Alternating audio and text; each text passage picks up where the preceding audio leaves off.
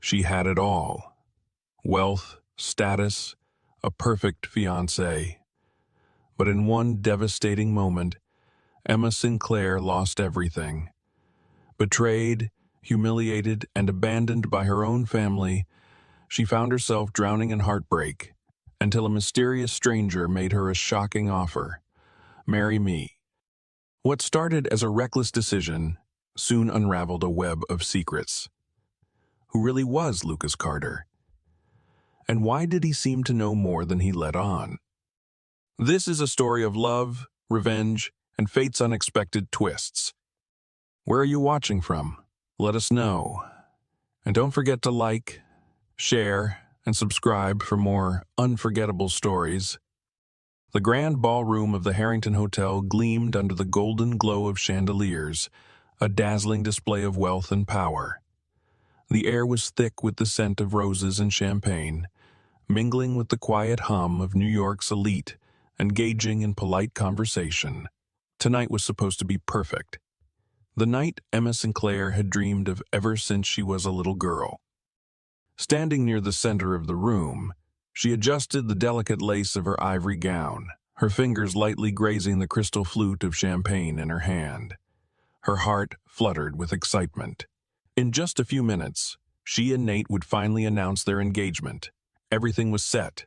Her parents, influential figures in the business world, had worked tirelessly to secure this match, ensuring that she would marry someone who could uphold the family's legacy. Nate Harrington was perfect. Successful, powerful, charming. Or so she had thought. As the minutes ticked by, she stole another glance at the grand doors of the ballroom. Nate was late, but that wasn't unusual. He was a man in demand, always making deals, always busy. He would be here soon. He always showed up for her. And then the doors swung open. A hush fell over the room as all eyes turned. Emma's breath hitched. There he was, Nate. But he wasn't alone. A ripple of whispers surged through the crowd like an unspoken scandal, unraveling in real time. A waiter, mid-pour, fumbled, spilling champagne onto the tablecloth. Camera flashes flickered as the invited press caught sight of what was unfolding. Emma couldn't move. Nate strolled in, his hand firmly clasped with another woman's, Vanessa Monroe. The striking brunette was breathtaking in a sleek red gown that fit her like a second skin, her crimson lips curving into the smallest of smirks. Emma's world tilted. Her fingers tightened around the glass, her knuckles turning white. No. This had to be some kind of misunderstanding. Nate? Her voice was barely above a whisper, but in the heavy silence of the room, it might as well have been a scream. He didn't hesitate, didn't even flinch. Instead, he stopped just a few feet away from her, met her gaze with chilling indifference, and spoke the words that shattered her world. Emma, I can't marry you. A collective gasp rippled through the ballroom.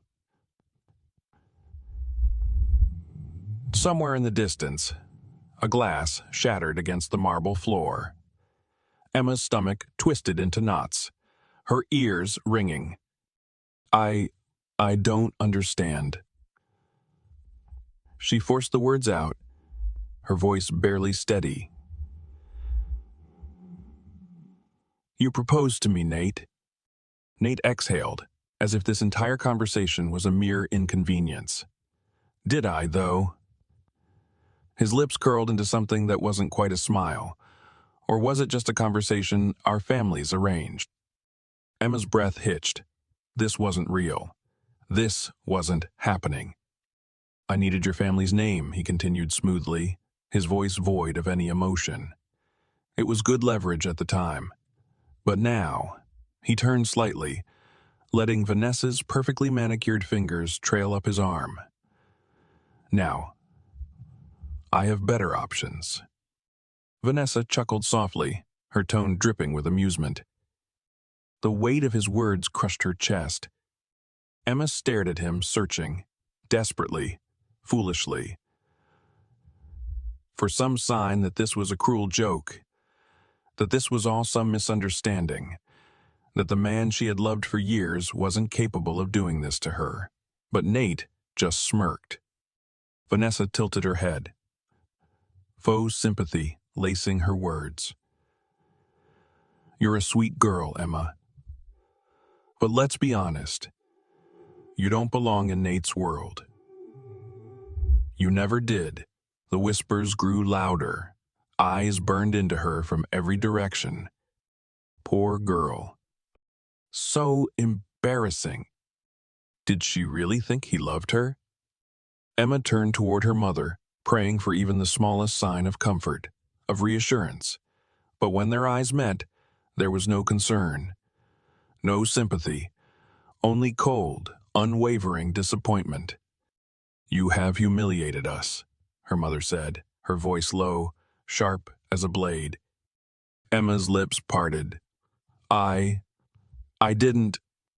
"If you can't secure a husband with wealth and power," her mother continued, her tone void of any warmth, "then you are no longer a daughter of mine." The final blow. Emma staggered back, the walls of the grand ballroom closing in around her. Her mother turned away, leaving her standing there, alone. The weight of the moment crashed over her in suffocating waves. The laughter, the whispers, the pity, the betrayal. The engagement ring on her finger suddenly felt heavy, suffocating. With a trembling hand, she pulled it off and let it fall to the marble floor, the sound echoing like a death knell. And then, with one last glance at the world she no longer belonged to, Emma turned and walked away. The cold Manhattan air bit at Emma's skin as she wandered aimlessly through the streets, the heels of her designer shoes clicking against the pavement with every unsteady step. She barely felt the pain, barely noticed the way her once pristine gown dragged against the grimy sidewalk. The whispers from the ballroom still rang in her ears, Nate's cruel words slicing through her like glass. "I never loved you. You were just leverage. You don't belong in his world." Her breath hitched as she stumbled forward, her vision blurred with unshed tears. Her fingers clenched tightly around the small silver clutch she had carried into what was supposed to be the happiest night of her life. Now it held nothing but meaningless trinkets, a lipstick, a dead phone, a few crumpled bills. A harsh laugh escaped her lips, bitter and hollow. Just hours ago, she had been the perfect socialite, the flawless fiancée, the golden girl of the Sinclair family. Now she was nothing. No fiancé, no family, no future. The wind howled down the alleyways, carrying with it the distant hum of the city. Horns blaring, sirens wailing, life continuing as if her world hadn't just crumbled around her. She had no idea how long she had been walking when the warm, golden glow of a neon sign caught her eye. A bar.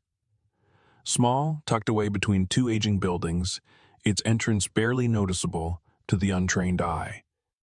Emma hesitated only for a moment before stepping inside.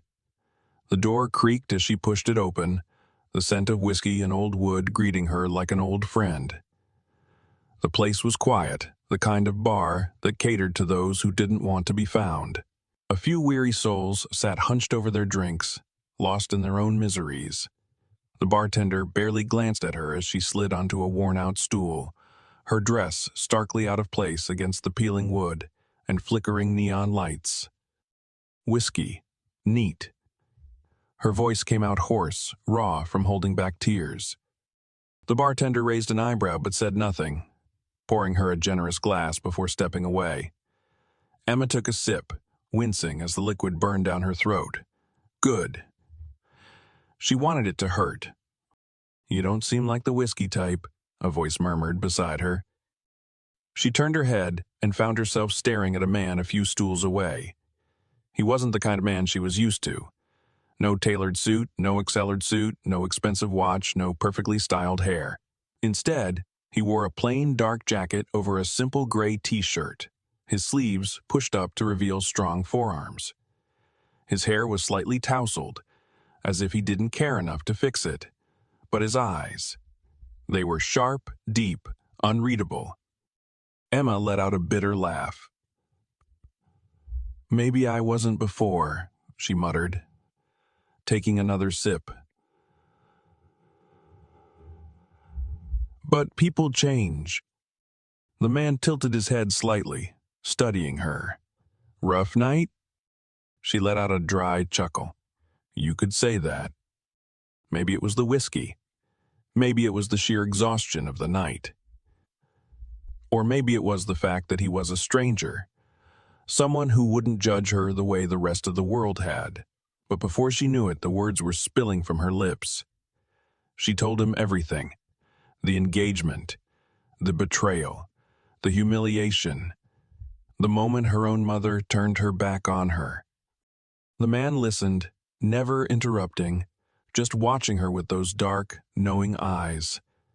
When she finally fell silent, drained and spent, he leaned forward, resting his elbows on the bar.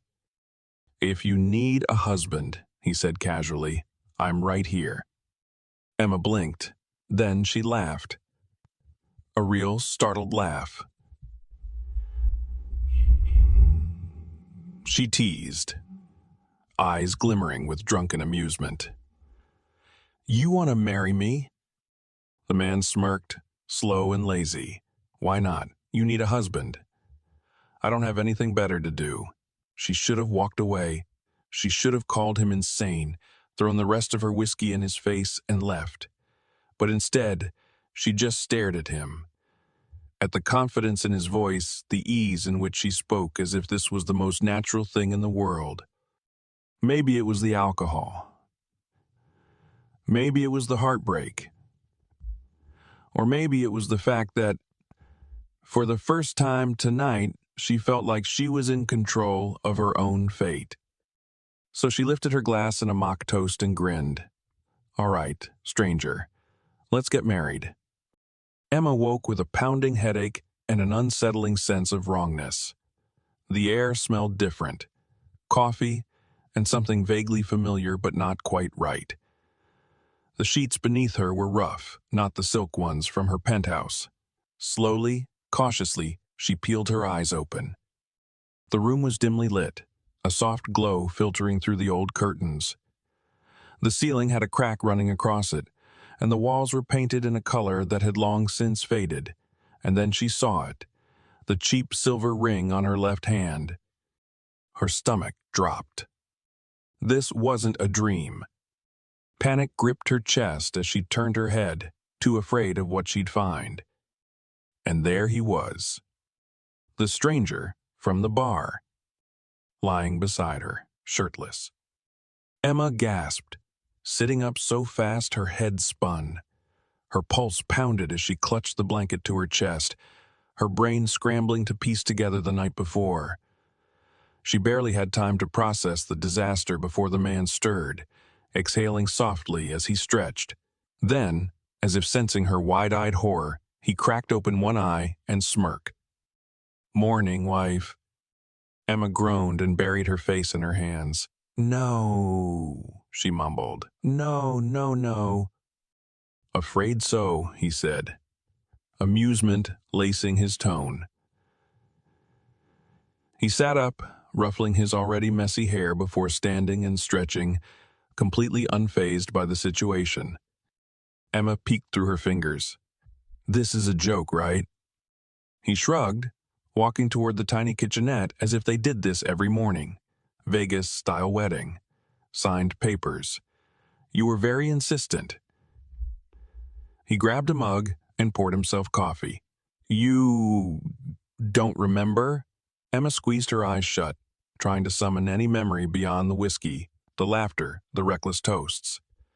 But all she got was a blur of flashing lights, a vague recollection of standing in a dimly lit office and the sound of someone, probably herself, luring the words, "I do." "Oh, God," she swallowed hard. "What the hell did I do?" The man turned, holding up a second coffee cup. "Married me, apparently." She scowled. "You don't even know my last name." You don't know mine either, he pointed out with an easy grin. So I'd say we're even. Emma's jaw clenched. This couldn't be happening. She had gone from being the future Mrs. Harrington to some random guy's wife in less than 24 hours. Her life had officially gone off the rails. Who even are you? She asked, narrowing her eyes. Lucas. He took a sip of coffee. Lucas Carter. Lucas. Right. She vaguely remembered him saying that at the bar. He had been too calm, too easygoing, as if nothing in the world ever surprised him. And now she was stuck with him. Her gaze darted around the small, outdated apartment, the worn-out couch, the second-hand furniture, the sink filled with unwashed dishes. This was his life. Her life now. No, absolutely not. I need to fix this, she muttered, running a shaky hand through her tangled hair. There has to be a way to undo it. Lucas leaned against the counter, crossing his arms. You'd think so, but we signed everything legally. It's official. Emma swallowed hard. Then we get a divorce. Lucas smirked. Sure, just one problem. You're broke, remember? Her stomach twisted. Right. She had nothing. Her parents had cut her off the second Nate walked away. She had no access to her trust fund, no place to go. Lucas watched her silently for a moment, his expression unreadable. Then, with a sigh, he set his mug down and walked toward her. Tell you what, he said, hands stuffed into the pockets of his jeans. 6 months. Emma blinked.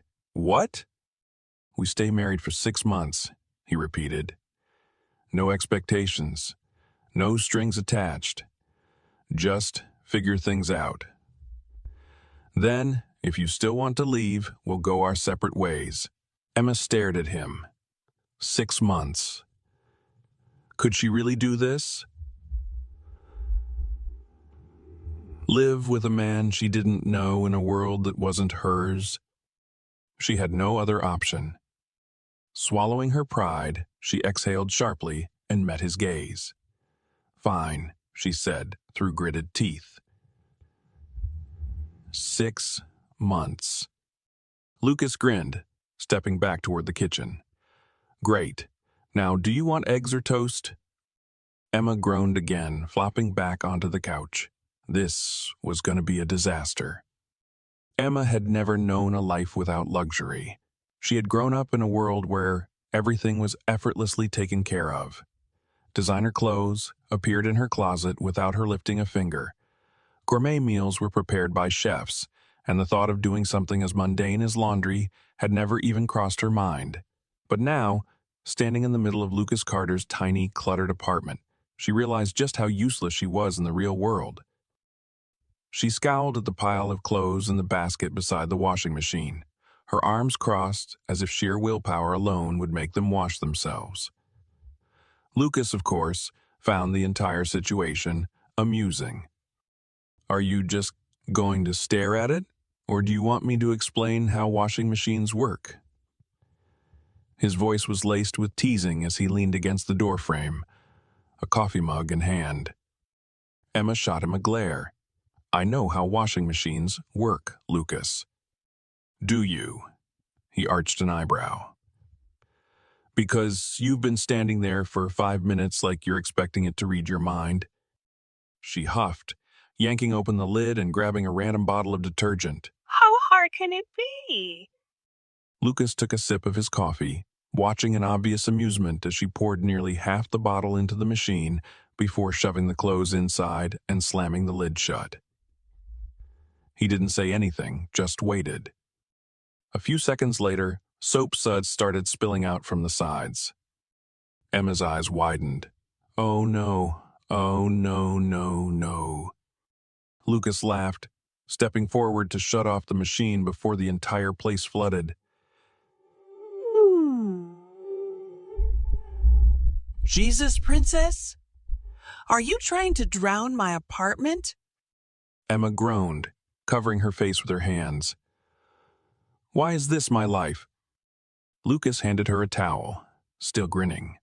"Welcome to the real world." The real world was a cruel, unforgiving place. A place where grocery shopping involved agonizing decisions over prices, where cooking meant setting off smoke alarms, and where things didn't magically clean themselves. The first time Lucas took her grocery shopping, Emma reached for a $12 bottle of organic water, only for him to snatch it from her hands and replace it with a 99-cent alternative. "You're not a Sinclair anymore," he reminded her with a smirk. "You're a Carter now. Time to start shopping like one." Emma had wanted to throw the bottle at his head. Then there was cooking. She had once considered herself a fairly competent person. She had a degree, she could manage high-stakes social events, she could negotiate business deals. But cooking, that was another beast entirely.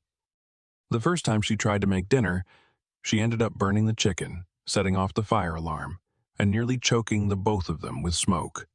Lucas had simply grabbed his keys, walked to the nearest takeout place, and returned with burgers and fries, shaking his head.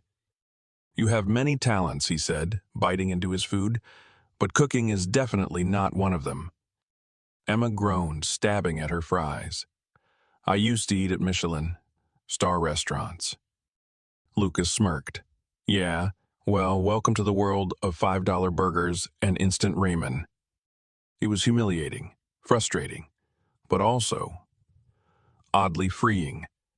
For the first time in her life, there were no expectations, no pressure to be perfect, no need to smile and pretend everything was fine when it wasn't. Lucas, for all his teasing, never let her struggle too much.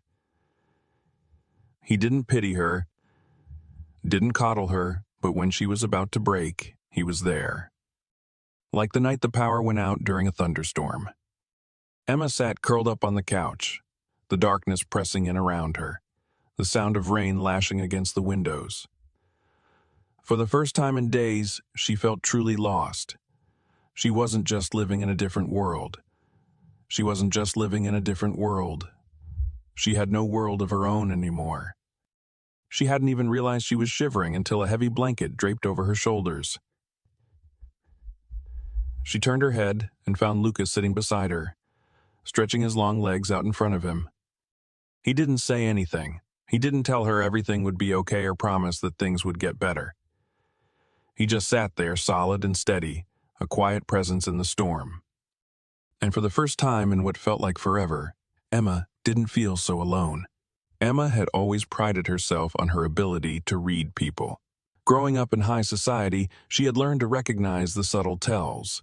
The slight hesitation in a person's voice when they lied, the flicker of greed in their eyes when they wanted something, the way a person carried themselves when they were hiding something, the way a person carried themselves when they were hiding something.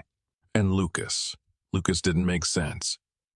At first, she had accepted that he was just a regular guy, a man who lived paycheck to paycheck, who didn't care for luxury or extravagance.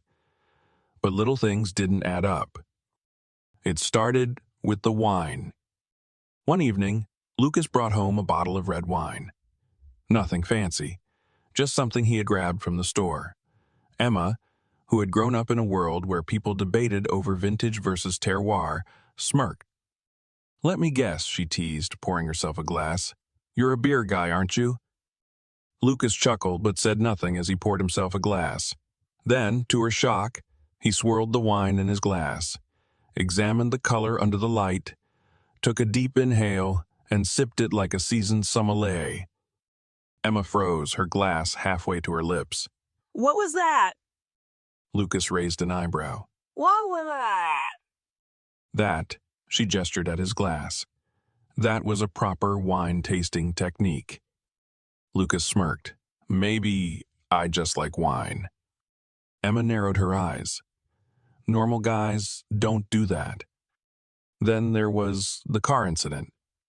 A few days later, as they walked past a luxury car dealership, she had joked, "If you could have any car in the world, what would it be?" Lucas barely hesitated. "Aston Martin Deeb's Superleggera," he said casually. D12 engine, 715 horsepower, top speed of 211 EMF. Emma stopped mid-step. What? Lucas glanced at her. What? Emma stared at him. Most guys she knew wouldn't even remember the name of that car, let alone its specs. Lucas noticed her expression and shrugged. What? I like cars. Emma let it slide. But then came the money. One evening, while Lucas was in the shower, she was looking for a pen in the small wooden drawer of their kitchen table when she saw it, a thick stack of crisp $100 bills. Her heart stopped. Lucas was broke, wasn't he? They budgeted for groceries, lived in a run-down apartment, ate takeout on special occasions. So where did this come from? She carefully picked up the stack, running her fingers over the smooth paper. It wasn't just a few bills. There had to be at least $10,000 sitting in that drawer. Before she could process it, Lucas's voice came from behind her. Looking for something? Emma jumped, nearly dropping the money. Lucas was leaning against the doorway, a towel slung around his neck, arms crossed. She turned to him, eyes filled with confusion. Where did this come from? Lucas walked over, took the stack from her hands, and placed it back into the drawer, closing it without a word. Emma stared at him. Lucas? He finally met her gaze, that same infuriating smirk playing on his lips. Does it matter? He asked. Emma blinked. Of course it matters. We live like we can barely afford rent, but you have stacks of cash just lying around. Lucas shrugged. I don't like wasting money. That's not an answer. He chuckled, stepping closer. Didn't you marry me because you loved me for who I am? Not for what I have? Emma's breath hitched. That's what she had said. That money didn't matter. That she didn't care about wealth. But now, standing in front of him, knowing there was something he wasn't telling her, she felt uneasy. Lucas lifted her chin slightly with his fingers, his voice softer now. Trust me, Emma. He murmured. Everything will make sense soon enough. But would it? Would it? Emma's stomach twisted. She had seen the signs, the way Lucas never seemed worried about money despite them living in a run-down apartment. The way he casually rattled off car specifications like a collector. The way he handled wine like an expert. And now, a hidden stash of money. A horrifying thought crept into her mind. Was Lucas involved in something illegal? The floor creaked beneath her as she shifted her weight. Lucas's head snapped up. For a moment, neither of them spoke. Then, slowly, Lucas closed the drawer, his fingers tightening around the edge. His jaw clenched, his expression unreadable. Emma forced herself to find her voice. Where did that money come from? Lucas sighed, pinching the bridge of his nose. It's not what you think, Emma. Her chest tightened. Then explain it to me. Lucas hesitated, just for a second, and that second was enough. Are you, Emma swallowed, are you in some kind of trouble? Lucas's gaze darkened. No. Then why are you hiding stacks of cash? Her voice rose. You act like we can barely afford groceries, but you have thousands of dollars sitting in a drawer. What the hell is going on? Lucas exhaled sharply, frustration flickering across his face. Emma, just trust me. Trust you, she scoffed. How can I trust you when you keep secrets from me? Lucas's eyes flashed. I could ask you the same thing. You married me thinking I was just some poor guy, and that was fine, right? But now, the moment you see money, you assume the worst. Emma opened her mouth, but Lucas cut her off. You think I'm a criminal? He snapped. Emma flinched, guilt washing over her. She hadn't said it outright, but had she implied it? Lucas shook his head, his voice quieter now, but laced with something raw. I thought you saw me for who I was, not for what I had or didn't have. Emma's throat tightened. I do, she whispered. Lucas's jaw worked, his hands curling into fists before he turned away. Then act like it, he muttered, walking out of the kitchen and leaving her standing there, more confused than ever. The next day, Emma couldn't shake the feeling that she was missing something big. Lucas had secrets, and she needed to know what they were. Emma couldn't let it go. The questions, the doubts, the gnawing suspicion that Lucas was far more than the man he claimed to be. It all clawed at the edges of her mind, refusing to be ignored. He was hiding something, and she needed to know what it was. That afternoon, while sorting through a stack of old books in their tiny apartment, she found it. A newspaper clipping, yellowed with age, tucked between the pages of an old paperback. Her pulse quickened as she unfolded it, the faded ink revealing a headline that sent ice shooting through her veins. Billionaire heir disappears without a trace. The mystery of Lucas Alexander Sterling. Emma's breath hitched. The article was from 3 years ago, detailing the shocking vanishing act of the only son of the Sterling Empire, a family dynasty that dominated real estate, technology, and high-end luxury brands. Lucas Sterling had been the sole heir to a multi-billion-dollar fortune until he has seemingly walked away from it all, disappearing overnight with no explanation. And there, right in the center of the page, was a photo. Lucas. Or at least a version of him. His hair had been neatly styled, his suit crisp and tailored, his expression controlled and polished, the perfect picture of a man born into privilege. But it was undeniably him. Emma's stomach twisted as she reread the words, her fingers tightening around the fragile paper. Lucas wasn't some struggling paycheck man. He was Lucas Sterling, a billionaire, a missing billionaire. The front door creaked open. Emma barely had time to shove the newspaper back into the book before Lucas stepped inside, tossing his keys onto the counter like nothing was wrong. He looked at her, then at the mess of books surrounding her, and smirked. You redecorating, princess? Emma swallowed hard, forcing herself to act normal. Just. He nodded, moving past her toward the fridge. Good. I was thinking of making pasta tonight, unless you're craving something else. Emma didn't move. Her fingers clenched around the book in her lap. Lucas. Sterling, billionaire. She had married Lucas Sterling. Her heart pounded as she looked at him, standing casually in their tiny apartment, as if he hadn't spent his entire life in wealth and privilege. As if he hadn't once been a man who had the world at his feet. You're home early, he said, rummaging through the fridge. Didn't expect you back yet. Emma's throat was dry. She could barely form the words, but they tumbled out before she could stop them.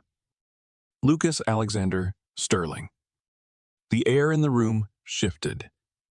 Lucas stilled. For a long moment, he didn't say anything. Slowly, he straightened and turned to face her, his expression unreadable. She held up the newspaper clipping.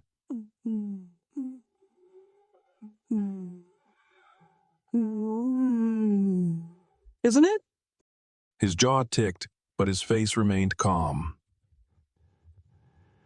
He exhaled softly and ran a hand through his hair, as if debating his next move. Where did you find that?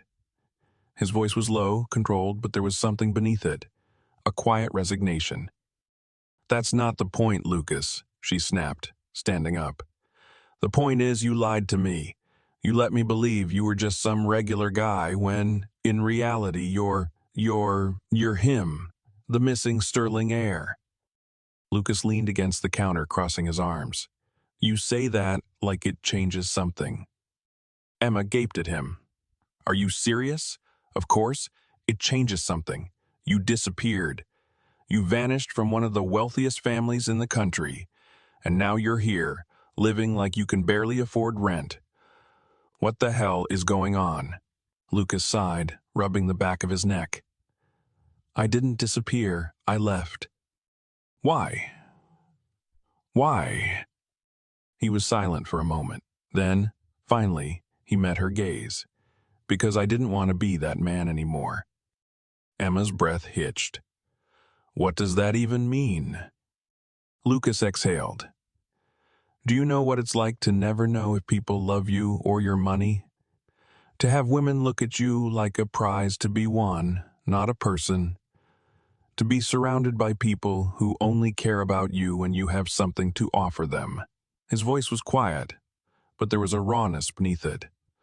A truth she hadn't expected. Emma stared at him. She had spent her entire life in a world where wealth meant everything, where love and power were tangled so tightly together that separating them seemed impossible. And she had almost married a man who had seen her as nothing more than a business move.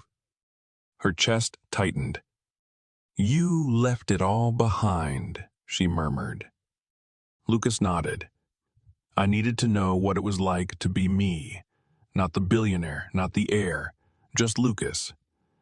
He gave her a wry smile. Guess you fell for the wrong version of me, huh? Emma swallowed, because for the first time in her life, money didn't matter.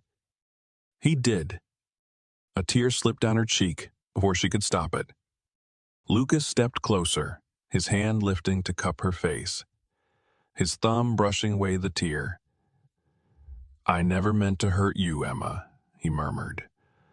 But now that you know the truth, I have to ask. He hesitated. Then, softer this time, do you still love me? Emma's heart pounded in her chest. Because deep down, she already knew the answer. The farmer's market was alive with color and chatter, the scent of fresh bread, ripe fruit, and roasted coffee beans filling the crisp morning air.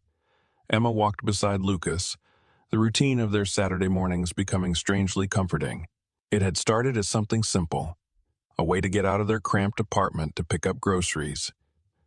But now, she found herself looking forward to it. The noise, the energy, the normalcy of it all. She reached for a bundle of strawberries when a voice, sharp, mocking, and far too familiar, cut through the air behind her. Well, well, look who it is. Emma's entire body went rigid. Slowly, she turned, dread curling in her stomach. And there he was. Nathaniel Harrington stood in the middle of the market, dressed in an expensive, perfectly tailored suit that looked absurdly out of place among the casually dressed shoppers. His signature smirk was firmly in place, though his eyes gleamed with something darker, amusement, condescension. And beside him, clinging to his arm like a trophy, was Vanessa. Emma swallowed the bitterness rising in her throat. She hadn't seen them since that night at the ballroom, since they had publicly humiliated her and left her with nothing. But she wouldn't be that girl anymore, wouldn't let them see her falter. Lucas must have sensed the shift in her because he placed a steady hand on her lower back, his presence grounding her.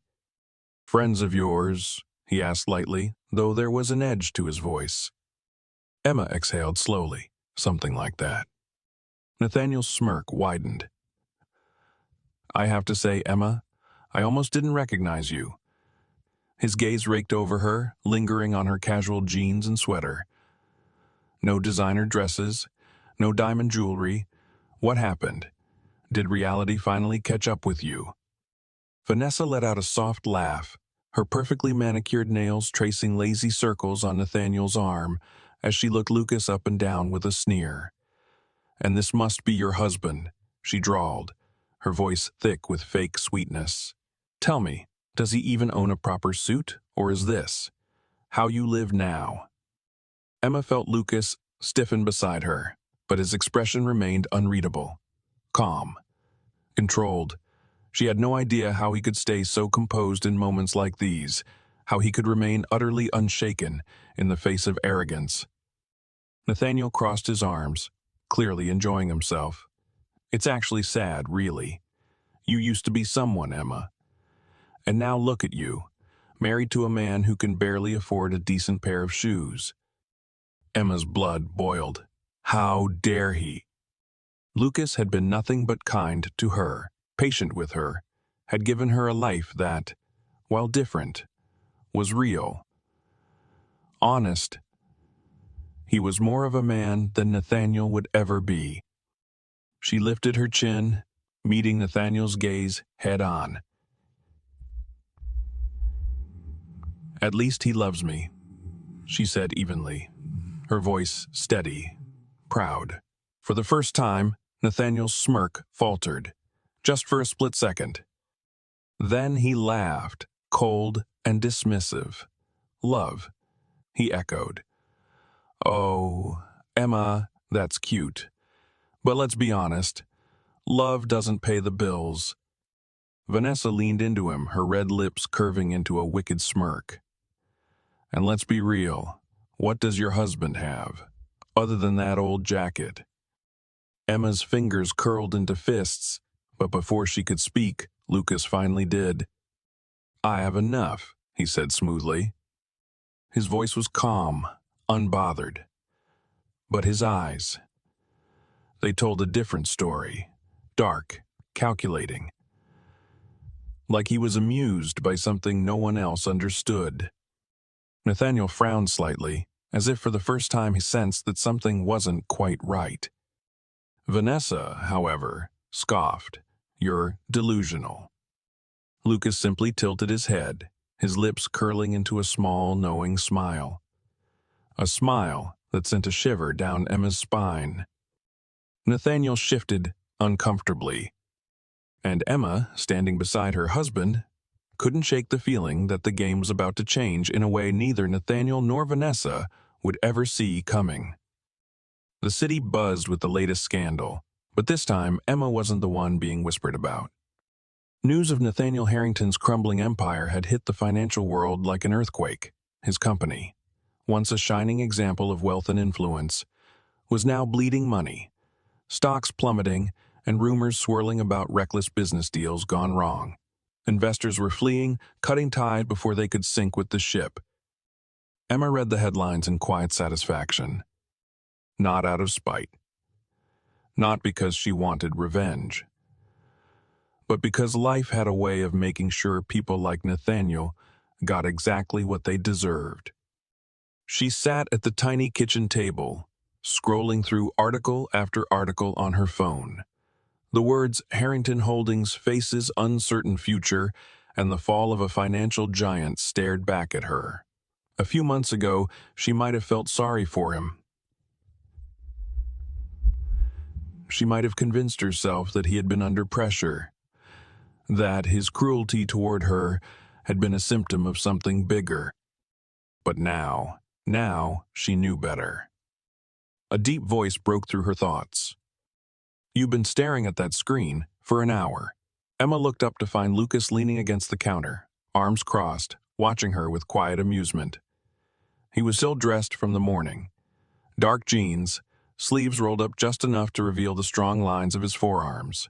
Casual, effortless, and completely unaware of the way he made her stomach flip. She tilted the phone toward him. Nathaniel's company is crashing. Lucas's lips twitched, but he didn't look the least bit surprised. I know. Emma frowned. What do you mean, you know? He shrugged, walking over to the coffee machine. I keep up with these things. Emma narrowed her eyes. You don't even read the news.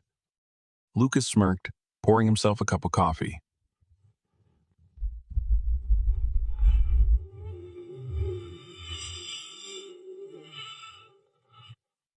She studied him carefully. He was always one step ahead, always knowing things he shouldn't. Like at the farmer's market, when Nathaniel had tried to mock him and Lucas had stood there, completely unfazed. He hadn't been surprised then either. The thought sent a shiver down her spine. You knew this would happen. she said, realization dawning. Lucas sipped his coffee, expression unreadable. I suspected. Emma blinked. How? He finally met her gaze, his dark eyes calm, because Nathaniel isn't as smart as he thinks he is. Something about the way he said it made her heart pound. Lucas hadn't just suspected, he had known. And suddenly, Emma wasn't sure if Nathaniel's downfall had been an accident at all. Her pulse raced. Did you have something to do with this? Lucas exhaled slowly, setting his coffee down.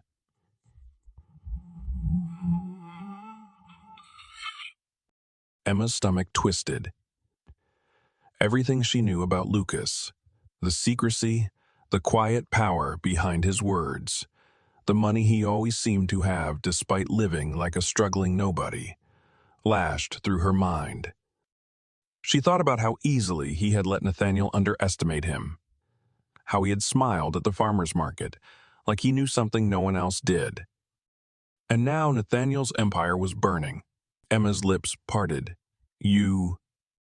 Lucas leaned in slightly, his voice low.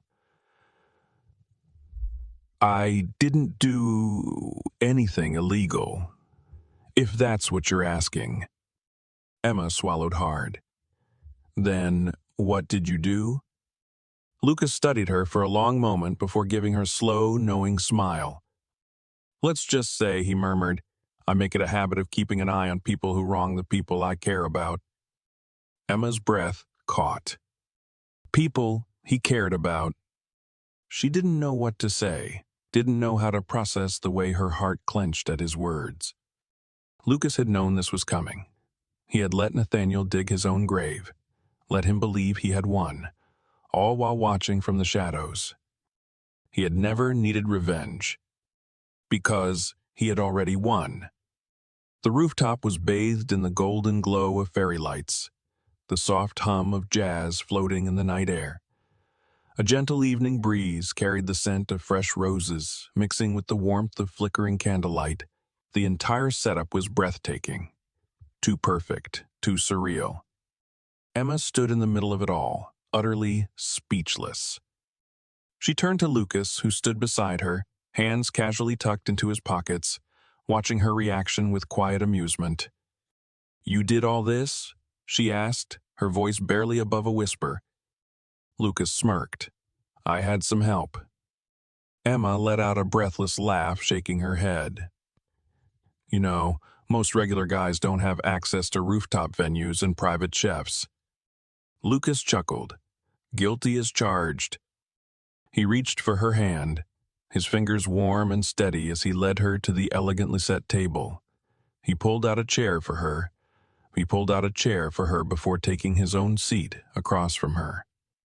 The dinner was perfect. Delicate bites of gourmet dishes. A bottle of rich, velvety wine that Lucas expertly poured into her glass. But despite the beauty surrounding them, despite the way he looked at her, as if she were the only person in the world, Emma couldn't shake the storm of emotions swirling inside her. A part of her still struggled to bridge the gap between the Lucas she had come to love and the billionaire heir he truly was. You're quiet, Lucas observed, watching her closely. Emma sighed, setting down her fork. I guess I'm still processing everything. Lucas nodded, as if he understood. Because of the money. Emma hesitated, then nodded. It's not that I care about wealth, Lucas. It's just, this world of yours, the one you walked away from, it's different from mine. What if I don't fit in? Lucas leaned forward, his dark eyes locking onto hers. You think I care about any of that? Emma opened her mouth to respond, but before she could, Lucas suddenly stood up. And then he dropped to one knee. Emma's breath caught in her throat.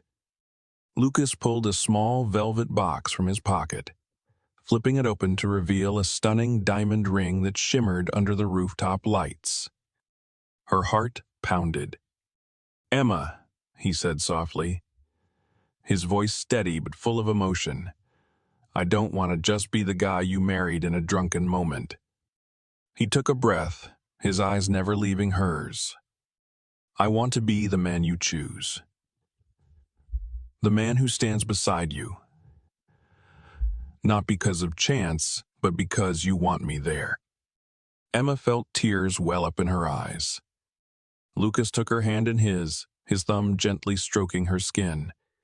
Forget the money, he murmured. Forget the name. I'm just Lucas. Emma swallowed hard. Deep down, she had always known. He was hers. She nodded, her voice breaking. Yes, she whispered. Lucas's face lit up, and in one swift motion, he slid the ring onto her finger before pulling her into his arms. And just like that, she wasn't lost anymore. She had found home. The grand ballroom of the Sterling Foundation was alive with warmth and elegance. Golden light reflected off the crystal chandeliers, casting a soft glow over the guests as they moved effortlessly through the room. The hum of conversation mixed with the delicate notes of a live orchestra, creating an atmosphere of quiet sophistication. But this wasn't just another high society event. This was Emma and Lucas's vision brought to life. The foundation they had built together, dedicated to helping women who had been abandoned, mistreated, or left to rebuild their lives alone, was now a thriving success. Emma had poured her heart into it, using her own painful past as a stepping stone to create something meaningful, because she knew what it felt like to lose everything. And now, she had a chance to give back, to offer hope to others who had once stood where she had. Lucas stood beside her, his hand resting lightly on the small of her back, his presence grounding her. He was dressed in a sharp black tuxedo, exuding effortless confidence, but when he looked at her, his expression softened. Proud of yourself, he murmured, leaning down just enough for only her to hear. Emma smiled, scanning the room. Guests raised their glasses in celebration, donors eager to contribute to the cause. Women who had been given a second chance mingled among the crowd, their laughter genuine, their futures bright. I think, she said, her voice steady, I'm finally exactly where I'm supposed to be. Lucas squeezed her waist gently, his smile warm. But before he could respond, a voice cut through the air, sharp and unwelcome. Well, isn't this a surprise? Emma stiffened. She turned, and there they were, Nathaniel and Vanessa. But they weren't the same as before. Gone was Nathaniel's effortless arrogance, his untouchable confidence. The once perfectly tailored suit he wore now looked slightly worn, his smirk not as sharp, not as sure. And Vanessa, once draped in nothing but the finest couture, stood beside him with an uneasy expression, as if the ground beneath her was no longer stable. Emma tilted her head. Nathaniel forced a smile, but there was something desperate in his eyes. You've certainly moved up in the world. Vanessa scoffed, folding her arms. Enjoy it while it lasts. Emma didn't react. She didn't need to. Lucas, who had remained silent until now, finally spoke, his voice calm but firm. Business is unpredictable. One wrong move, and everything crumbles. Nathaniel's jaw clenched. Vanessa's fingers twitched at her side. They had once looked down on Emma. Now they were the ones struggling to stay afloat. Emma took a slow sip of champagne, letting the moment stretch between them. Then she smiled. You know, she said, tilting her glass slightly, I should actually thank you, Nathaniel. His eyes narrowed. For what? For leaving me that night, she said simply, her voice steady. Because if you hadn't, I wouldn't have found the best decision of my life. She turned to Lucas, her heart full. Him. Nathaniel said nothing. Vanessa huffed in irritation and grabbed his arm, tugging him away, disappearing into the crowd. Emma let out a small laugh, shaking her head. Poetic justice, don't you think? Lucas smirked, raising his glass. I prefer to call it karma. The sun cast a golden glow over the ocean, waves rolling in gentle rhythmic motions along the shore. The sound of laughter filled the air, light, carefree, full of a joy Emma had never known she was capable of feeling. She sat under the shade of a large sun umbrella, her toes buried in the warm sand, watching as Lucas chased after two small figures running toward the water. Their children, Leo and Lila. 4 years old, full of boundless energy and mischief.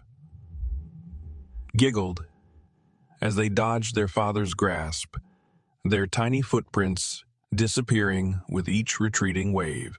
Lucas finally caught them, scooping them up effortlessly, one under each arm, their shrieks of delight echoing over the beach. Emma smiled, her heart swelling with something indescribable. Once, she had thought she had lost everything. Her wealth, her status, even her family. But now, sitting here watching the man she loved with the children they had created together, she realized she had gained something far greater than she had ever dreamed.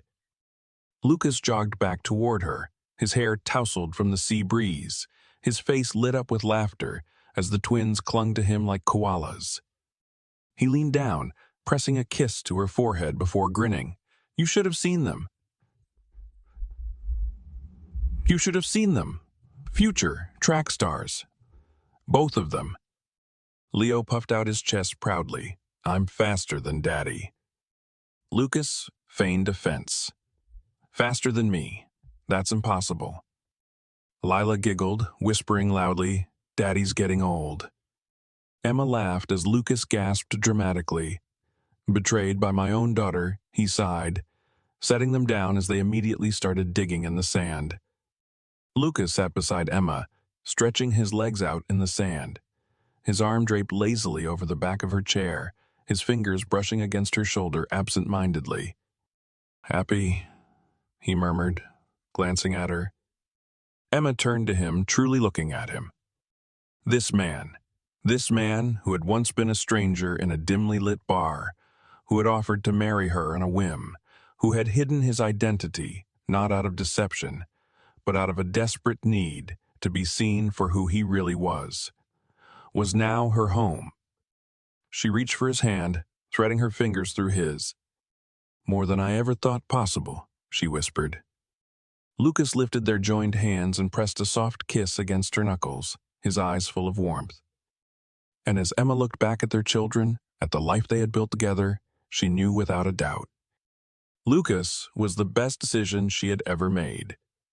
The waves whispered against the shore, a gentle rhythm that mirrored the steady rise and fall of Emma's breath. She sat on the porch of their each house, a steaming cup of coffee cradled between her hands, watching the horizon glow with the first hints of dawn.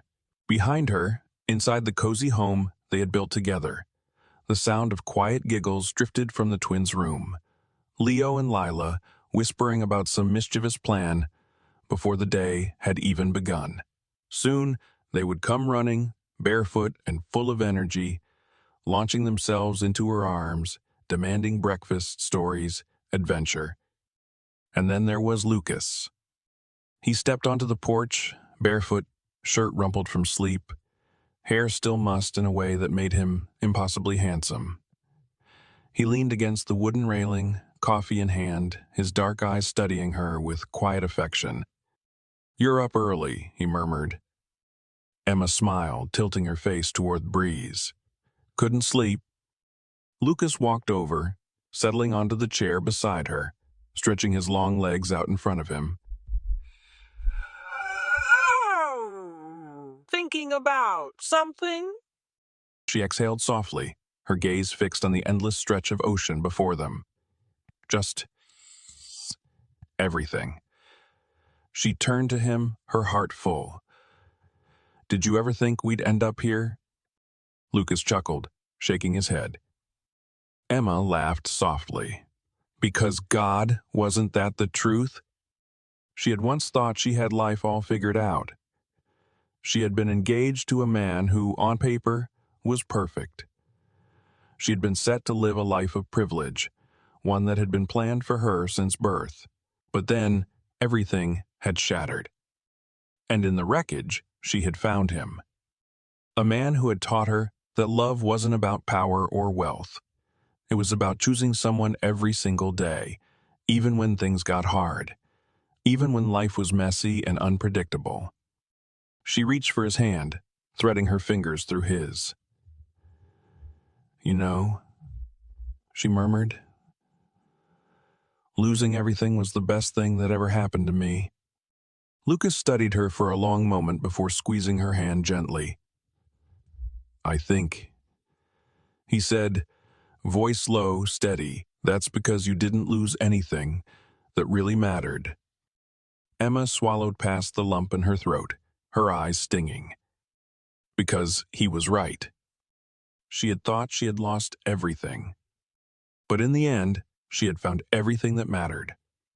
She had found love. She had found herself. And most of all, she had built a life that was real, honest, hers. Lucas lifted her hand, pressing a kiss to her knuckles just as the sound of tiny feet pounding against the wooden floors erupted from inside. Mommy, Daddy! Leo and Lila burst onto the porch, both beaming, their little hands clutching seashells they had collected from the shore. Emma and Lucas barely had time to react before the twins climbed onto their laps, chattering excitedly about their early morning discoveries. Emma laughed, wrapping her arms around them as Lucas ruffled Leo's hair, smiling in that quiet, content way of his. And as she sat there, surrounded by the family they had built, by the love they had chosen every single day, she knew she was exactly where she was meant to be. Lesson from the story. Life has a way of breaking us before leading us to where we truly belong. Emma thought she had it all. A perfect life, a flawless engagement, a secure future. But sometimes what seems perfect is just an illusion, and losing everything is the only way to truly start over. This story is a testament to the power of resilience, the courage to let go of the life we thought we wanted, and the strength to build something even greater from the ruins. Emma's journey wasn't about finding wealth or revenge. It was about discovering what truly matters: love, self-worth, and the ability to stand on her own 2 feet. Lucas's secret wasn't just about money. It was a test, a reminder that people should be valued for who they are, not what they own. He chose love over power, just as Emma chose happiness over status. And in the end, that's what life is really about. Not the expectations placed upon us, but the choices we make for ourselves. If there's one lesson to take away, it's this. Sometimes, the greatest heartbreaks lead us to our most unexpected blessings. The things we think we need may not be what truly fulfills us, and the life we never planned might just be the one that brings us the most joy. What about you? Have you ever faced a moment where losing something led you to something even better? Share your story in the comments. And don't forget, where are you watching from? Let us know below, and if you love this story, make sure to like, share, and subscribe for more soul-stirring tales of love, resilience, and second chances. See you in the next story.